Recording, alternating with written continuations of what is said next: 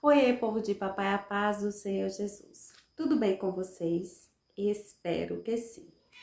Nesta semana teremos mais um conteúdo e este conteúdo é o último assunto da lição de jovens do terceiro trimestre de 2023.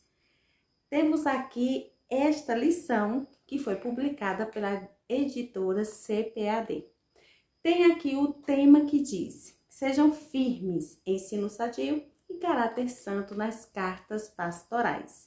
Quem acompanhou esse trimestre aprendeu tudo sobre as cartas que Paulo escreveu a Timóteo e hoje vamos aprender sobre a carta que ele escreveu a Tito. Esta lição, ela é de número 13 ou 13ª. E será realizada no dia 24 de setembro de 2023. Temos aqui o nosso título que diz: Tito, organizar a igreja em Creta e reprimir os falsos doutores. Vou me apresentar para você que ainda não me conhece. Meu nome é Adriene, sou evangélica da Igreja Assembleia de Deus, Ministério Belém, Campo Toledo, sul de Minas, pastor-presidente Damião Santos. Temos aqui o nosso texto principal que diz: a Tito, meu verdadeiro filho, segundo a fé comum, graça, misericórdia e paz da parte de Deus Pai e da do Senhor Jesus Cristo, nosso Salvador. Tito 1 e 4. Temos o resumo da lição que diz assim: Paulo escreveu a Tito para orientá-lo acerca da organização da igreja e enfatizar a necessidade de refutar os falsos doutores.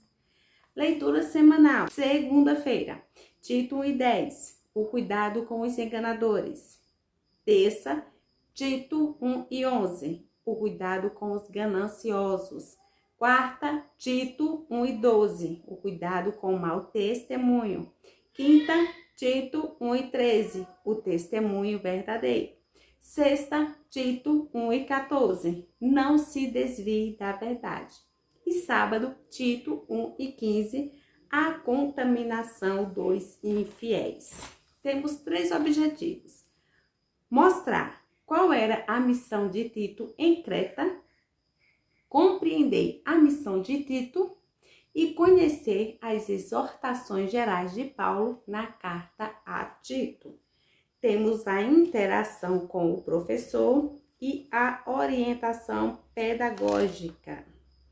Gente, na orientação pedagógica está falando assim: professor ou professora, faça a seguinte pergunta aos alunos: qual o propósito de Paulo ao escrever a Tito? Ouça os alunos com atenção.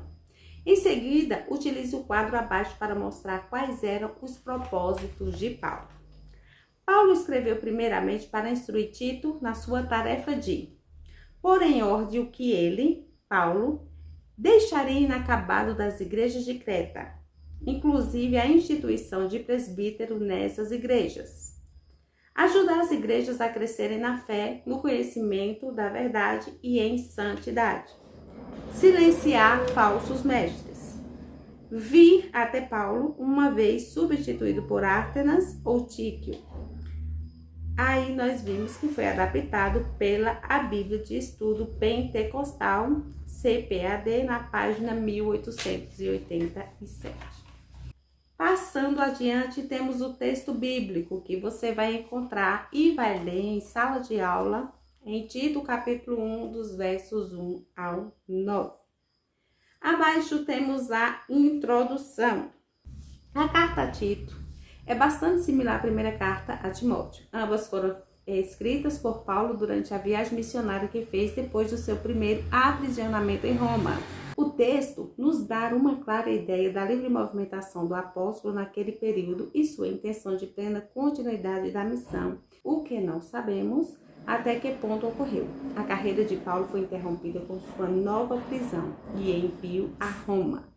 Paulo escreveu a Tito para orientá-lo acerca da organização da igreja na ilha, enfatizar a necessidade de refutar os falsos mestres e ensinar aos crentes cretenses sobre o modelo ideal da vida cristã. O nosso primeiro tópico diz assim: Tito, Creta e os cretenses. O perfil de Tito. A exemplo de Timóteo, Tito também era jovem. Provavelmente tinha um pouco mais de idade que Timóteo. Seu nome não é citado em Atos, mas uma referência feita por Paulo na carta aos Gálatas nos faz entender que Tito se tornou seu cooperador antes de Timóteo. Em Gálatas 2, do 1 ao 5, Paulo descreve uma viagem que fez a Jerusalém para tratar de conflitos que tinham com os judeus, principalmente por causa da circuncisão. Tito estava nesta viagem, provavelmente a mesma narrada por Lucas em Atos 15 e 2, que trata do concílio de Jerusalém. Tito não era judeu, mas grego. Está escrito em Gálatas 2 e 3.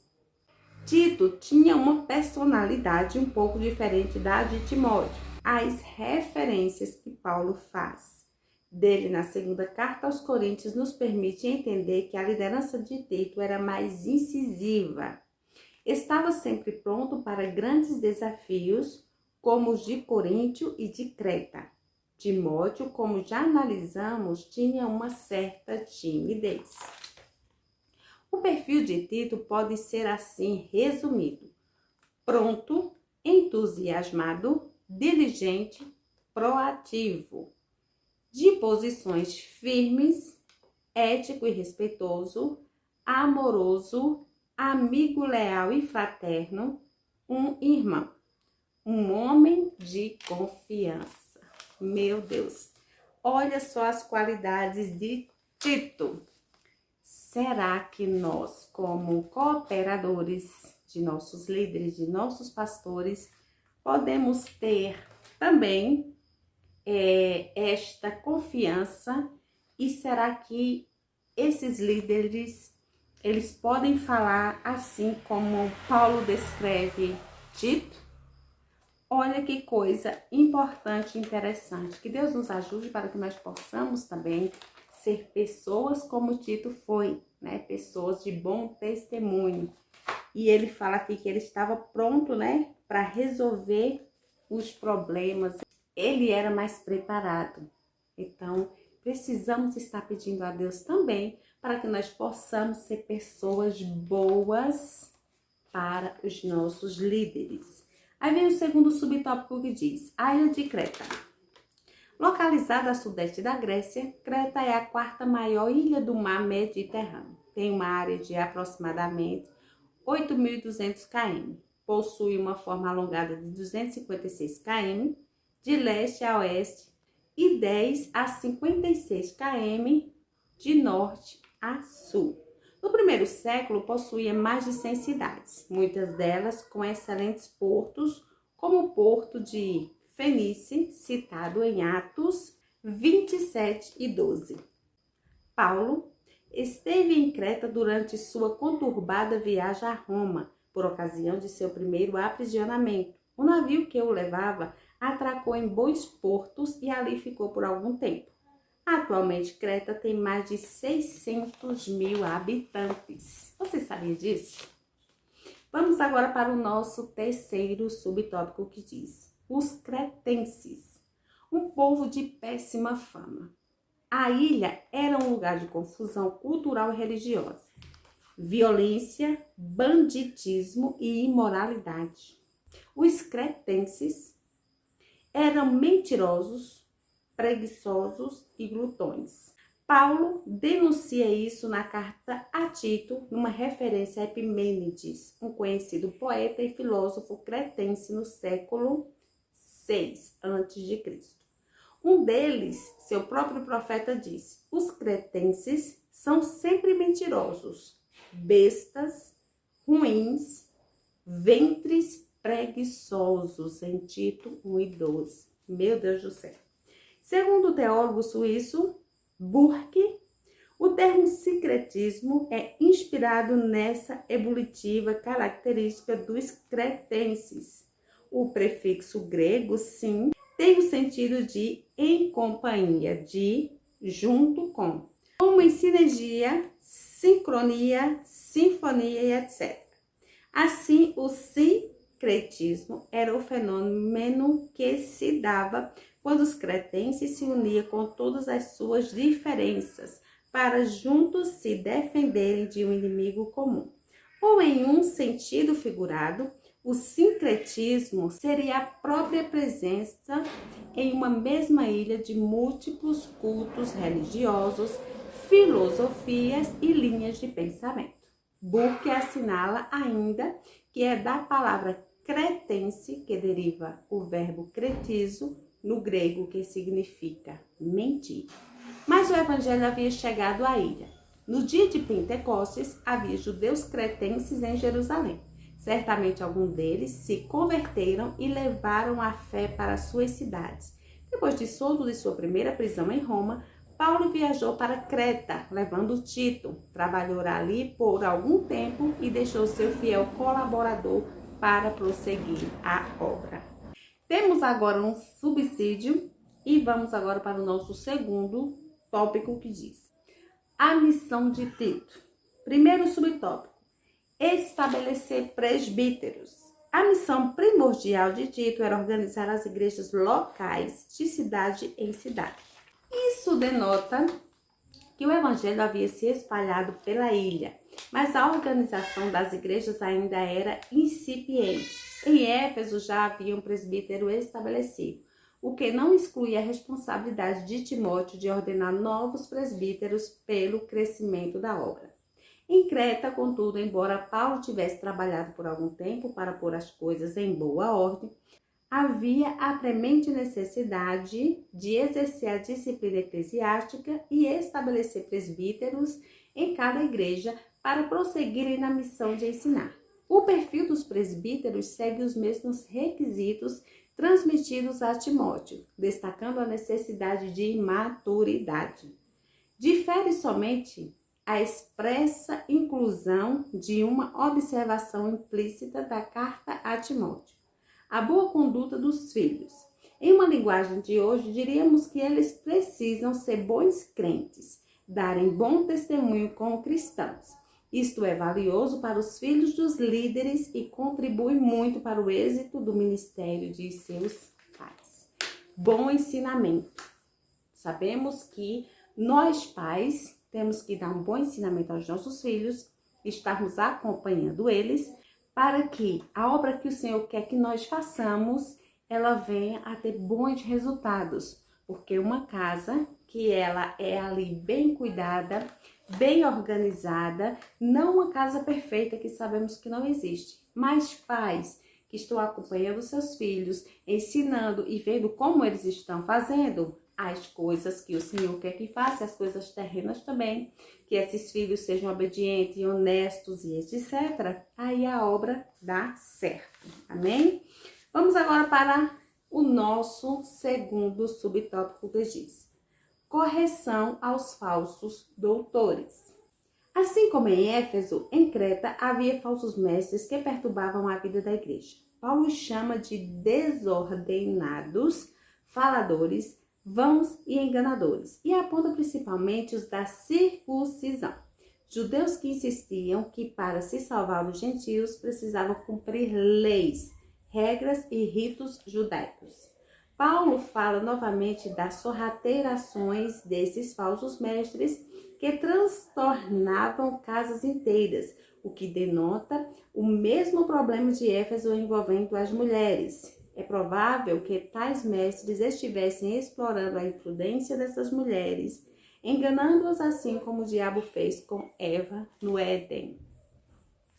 O trato com esses ardilosos falsos mestres deveriam ser firme. Paulo usa a expressão tapar a boca para demonstrar como Tito deveria ser diligente em seu trabalho. De igual modo, o presbítero precisaria ter suficiente autoridade moral e espiritual a fim de que fosse poderoso tanto para admoestar com a sã doutrina como para convencer os contradizentes. Não se pode confundir amor com condescendência. Os erros devem ser corrigidos. E eu acredito que hoje em dia também, para a obra do Senhor ela crescer, precisa sim de homens comprometidos com o Senhor, precisam de mulheres comprometidas com Deus. Então, essas orientações que nós vimos que Paulo estava ali transmitindo para Tito, que era um jovem, como também para Timóteo, serve até hoje. Amém? Vamos agora para o nosso terceiro subtópico: a má influência na igreja. A correção a ser feita por Tito visava não apenas os falsos mestres. A expressão repreende-os severamente para que sejam sãos na fé, feita logo após a referência aberta aos cretenses, nos permite entender que as igrejas em Creta deveriam receber semelhante ensino. A má conduta dos cretenses, impregnada na cultura da ilha, estaria reinando entre os cristãos, o que também se denota pela necessidade de pôr em boa ordem as coisas que ainda restavam. De fato, não é comum que vícios impregnados em culturas locais insistam em se infiltrar e permanecer no seio das igrejas cristãs. Comportamentos e costumes antiéticos que parecem ser inofensivos, mas que são destrutivos, como raposinhas que fazem tão mal às vinhas. Por exemplo, os atos desonestos são praticados em nosso país em nome do jeitinho brasileiro. Viver em meio aos cretenses não nos autoriza a compartilhar de sua má conduta. Precisamos ser sãos na fé. Temos que ter esse cuidado. A má influência na igreja, ela é bem prejudicial. Como vimos aqui, o jeitinho brasileiro foi só um exemplo que a lição está nos dando. Mas temos que ter uma vida correta, uma vida que com certeza temos os nossos defeitos, mas que nós temos que estar ali lutando contra eles. Todos os dias temos que matar um urso e um leão. Vou dar apenas um exemplo para vocês. Alguns. Precisamos ser honestos, falar a verdade. Precisamos também prometer e cumprir, ter compromissos. Precisamos ser obedientes aos nossos líderes, aos nossos pais. Precisamos ter bons testemunhos. Não é porque vivemos em uma sociedade, em um mundo que jaz o maligno, como diz a palavra de Deus, que nós temos que seguir esse caminho. O Senhor nos chamou e nos escolheu para sermos pessoas diferentes. Como seremos diferentes se nossas atitudes for iguais às das pessoas que não servem a Deus? Qual será a nossa diferença? Como que nós podemos dar testemunho se nós não fizermos o que a palavra do Senhor nos diz? Se não agirmos com honestidade? Se o nosso falar for igual ao mundo, como é que será? Aí aqui ele está dizendo, cuidado com as más influências. E tem muitas e muitas e muitas outras que eu não preciso nem falar aqui, que você é inteligente, somos inteligentes para sabermos o que devemos e o que não devemos fazer. E somos inteligentes. E nós sabemos o que devemos e o que não fazer. Sabemos que um dia prestaremos contas ao nosso Deus da nossa vida. E o Senhor está nos ensinando hoje. Se amanhã, por acaso, Jesus vier pedir contas e disser, mas eu não sabia, mas eu não via isso na Bíblia, mas eu não li. Isso não será uma desculpa, porque o Senhor não vai aceitar isto como uma desculpa, porque a palavra do Senhor para nós que estamos aqui, podemos sim comprar quantas Bíblias nós quisermos. Podemos fazer isso ainda. Mas o interessante não é só comprar, é estudar a palavra de Deus. E também não é só estudar a palavra de Deus, é praticar ela também. Amém? Vamos agora para o nosso terceiro tópico que diz: exortações gerais. Com o primeiro subtópico: ensino para toda a família. O tom de praticidade do ensino de Paulo a Tito é semelhante ao que transmitiu ao Timóteo. De igual forma, Tito deveria transmitir a correta doutrina para toda a igreja, dos mais velhos aos mais jovens. O apóstolo volta a enfatizar a importância da educação cristã para as mulheres idosas, destacando o papel delas no ensino das mais novas. O valor de constituição na família é mais uma vez enfatizado por Paulo ao tratar da nobre missão da mulher como esposa e mãe dedicada ao lar, a fim de que a palavra de Deus não seja blasfemada. Isto é, para que Deus seja glorificado pela vida exemplar das famílias cristãs. Essas tarefas atribuídas à mulher têm sido muito desprezadas pela sociedade moderna. A mulher cristã pode exercer atividades fora do lar, desde que não negligencie a missão mais importante que Deus lhe outorgou. A ausência da mulher como esposa e mãe traz prejuízos incalculáveis para a família, com nítidos reflexos na igreja e em toda a sociedade. A vida cristã deve ser pautada sempre nas escrituras sagradas, que jamais envelhecem ou se tornam ultrapassadas. Finalmente, Paulo se dirige aos jovens, aos quais destaca a moderação. Exercer o autocontrole é fundamental para que o jovem não tome decisões erradas na vida. É melhor suportar o jugo dos tempos de mocidade. Tudo tem o seu tempo determinado e há tempo para todo propósito debaixo do céu. Em Eclesiastes capítulo 3, você vai ver toda esta relação. Aqui Paulo está dizendo para Tito que exortasse as famílias. Paulo está dizendo assim, cuidado, você pode sim ter o seu trabalho, você pode sim ter as suas obrigações também fora de casa. Mas não negligencie o ensino aos seus filhos, não negligencie a sua casa, não negligencie o seu esposo, porque isso traz danos para a sociedade, para a família. Vemos que se a gente se dedicar muito ao trabalho, aí os nossos filhos vão ficar um pouquinho, desprezados ali. Temos que ter esse cuidado para estar ali, manobrando. Trabalhou, chegou em casa, ou tem pessoas que trabalham em casa.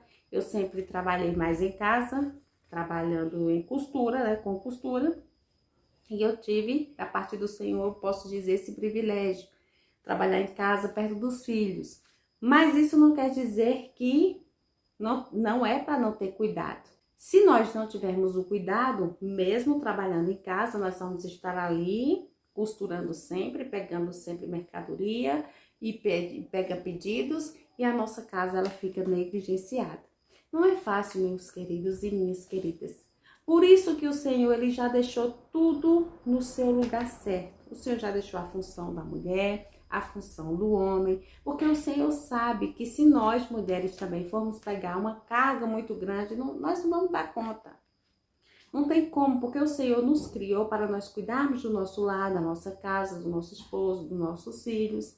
Sabemos que tem sim a necessidade de se trabalhar fora. Muitas mulheres precisam sim, não estamos aqui julgando, não estamos aqui dizendo que não. Só estamos dizendo que nós, como o vaso mais frágil, se nós não tivermos cuidado, nós não vamos dar conta. Porque nós fomos criadas para uma coisa. E hoje em dia, nessa loucura que está o mundo, nós precisamos também trabalhar. Aí é só nós aí saber ir manobrando, Trabalhou, dar atenção aos seus filhos, um pouco de atenção em casa, um pouco de atenção ao esposo, um pouco de atenção no trabalho. E assim Deus vai abençoando. Vamos agora para o nosso segundo subtópico que diz assim, salvação para todos. Paulo também aborda na carta a Tito uma das doutrinas centrais da fé cristã, soteriologia, a doutrina da salvação. A graça de Deus foi manifestada trazendo salvação para todos os homens. Por sua graça, Deus não apenas nos salva no presente, mas nos ensina ao longo da vida a renunciar a todo pecado e viver bem conosco mesmo, com o nosso próximo e com Deus. Essa vida deve ser alimentada na esperança da volta de Jesus, que prometeu buscar um povo seu especial, zeloso de boas obras. Portanto, não basta receber a salvação, é preciso viver de acordo com a vocação celestial. Amém? Tem também mais um subsídio e temos também a conclusão desta lição que diz assim: com alegria e gratidão, Estamos concluindo mais um trimestre de nossa escola dominical. Que oportunidade ímpar tivemos de aprender juntos valiosas lições espirituais extraídas das cartas pastorais. Deus está nos instruindo a cada dia para que vivamos de acordo com a sua vontade, para a glória de seu nome. Que, inspirados no exemplo de Timóteo e Tito, nos ofereçamos mais para servir a Deus. Amém, meus queridos? Aqui eu finalizo esse vídeo. Grata a Deus por mais essa oportunidade que Ele tem me concedido de poder estar falando aqui da sua palavra. Sabemos que não é fácil, tem vários levantes para atrapalhar esse projeto. Mas nós sabemos que a palavra do Senhor ela é poderosa. Sabemos que o Senhor é fiel. Estamos aqui em um propósito, e qual é ele? Evangelizar. Graças a Deus que ainda podemos estar evangelizando. E que Deus venha abençoar a nossa vida, nos abençoar, nos ajudar os nossos filhos. Nós precisamos estar em oração pelo nosso Brasil, pela nossa nação, pelo país, para que assim as pessoas venham ouvir falar de Jesus Cristo e que elas, ao ouvir, aceitem a Cristo. E que elas, aceitando a Cristo, obedeçam a Ele. E que elas, obedecendo ao Senhor, continuem firmes para um dia se encontrar com Jesus. Convido você a compartilhar esse vídeo, deixar o seu comentário, o seu like, que ajuda muito ao canal. E o mais importante eu vou pedir para você. Há um Deus no céu que sabe a sinceridade do meu coração. Se existe alguém que você sabe que precisa ouvir a palavra de Deus, compartilhe o conteúdo, compartilhe a palavra do Senhor. Evangelize compartilhando esse vídeo. Se você não tem coragem de ligar a sua câmera, se não é a sua vocação ligar a câmera e falar, mas você ama evangelizar, compartilhe esse vídeo com alguém. E que Deus venha abençoar poderosamente a sua vida e a vida sua também, que está recebendo este vídeo através de alguém que está sendo abençoado pelo Senhor Jesus. Deus abençoe a sua vida, os seus projetos, seus planos. Que Deus venha abençoar a obra que você está fazendo para o Senhor Jesus, com muitas bênçãos do céu. Até o próximo vídeo, se assim o Senhor nos permitir. Até mais. Fiquem com Deus.